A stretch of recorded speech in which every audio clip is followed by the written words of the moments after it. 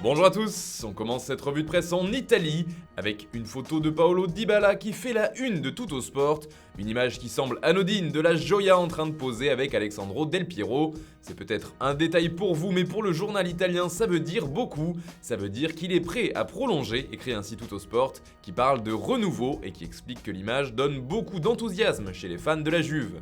La vieille dame fait également la couverture du Corriere dello Sport ce jeudi à propos d'un transfert cette fois. D'après le quotidien, la Juventus est en pole position pour signer Manuel Locatelli. L'international italien a dit non à Arsenal, affirme le média, qui ajoute que les Bianconeri devraient vite boucler ce dossier. On part en Angleterre maintenant avec les Gunners justement. S'il semble avoir perdu la main pour Locatelli, il continue de s'activer sur le marché des transferts. Le club londonien cherche à s'offrir un gardien de but et c'est sur Aaron Ramsdale qu'il a jeté son dévolu. Selon The Times, les deux premières offres d'Arsenal ont été refusées par Sheffield United qui en demande plus. Toujours d'après le quotidien, il faudra lâcher plus de 32 millions de livres, soit environ 37 millions d'euros. L'une des raisons évoquées est que le portier anglais faisait partie du groupe des Three Lions à l'Euro et que sa cote a bien augmenté. La nouvelle fait aussi les gros titres du Daily Star. Pour le tabloïd, c'est légèrement différent puisque Ramsdale sera un gunner en échange de ce montant de 32 millions de livres. Et puis, on parle aussi de Donny van de Beek dans les journaux outre-Manche. D'après le Manchester Evening News, le néerlandais ne souhaite pas quitter United. Contrairement à ce qui est annoncé en Espagne, il voudrait plutôt rester chez les Red Devils cette saison et se battre pour sa place. Et ce, malgré les nombreux clubs qui s'intéressent à lui. En Espagne, la seule recrue estivale du Real Madrid était présentée hier. Il s'agit bien sûr de David Alaba, arrivé libre du Bayern. Le défenseur autrichien a eu le droit à une longue conférence de presse dans laquelle il est revenu sur son choix de venir dans la capitale espagnole, mais il a également évoqué d'autres sujets comme le rapporte AS, en particulier le départ d'une légende cet été.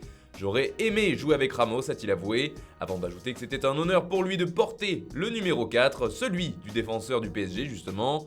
La présentation d'Alaba fait aussi la une de Marca. Le quotidien ibérique a choisi de mettre en avant d'autres déclarations, comme le rêve qui se réalise pour le défenseur de jouer au Real Madrid. J'ai reçu plusieurs offres, mais pour moi, il n'y avait qu'une option, le Real Madrid. C'est le plus grand club au monde, a-t-il affirmé.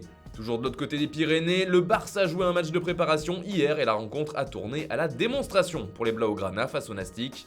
Les Catalans l'ont emporté 4-0, tous marqués en deuxième mi-temps, et un homme est sorti du lot, il s'agit de Rey Manage, auteur d'un triplé.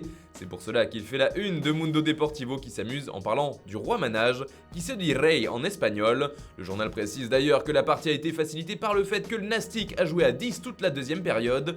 Cela fait aussi la couverture de Sport qui parle d'une victoire écrasante.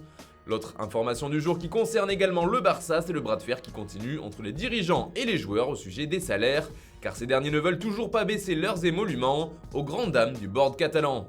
Et puis on termine avec une info mercato qui concerne une star du FC Barcelone, c'est Antoine Griezmann qui est poussé vers la sortie par le club ibérique afin d'économiser et de renflouer les caisses du club. Il est parti pour revenir selon l'équipe. Revenir à l'Atlético bien sûr, même si un potentiel échange avec Saúl Ñíguez n'a toujours pas abouti. Le quotidien français explique également qu'il y a un autre problème, beaucoup de fans des Colchoneros n'ont pas encore digéré son départ pour Barcelone et ne lui ont pas pardonné. On apprend aussi que Griezmann n'acceptera pas n'importe quoi pour quitter la Catalogne. Antoine n'est pas prêt à accepter n'importe quelle condition de départ, simplement parce que le Barça se retrouve dans une situation compliquée, déclare son entourage dans les colonnes du journal.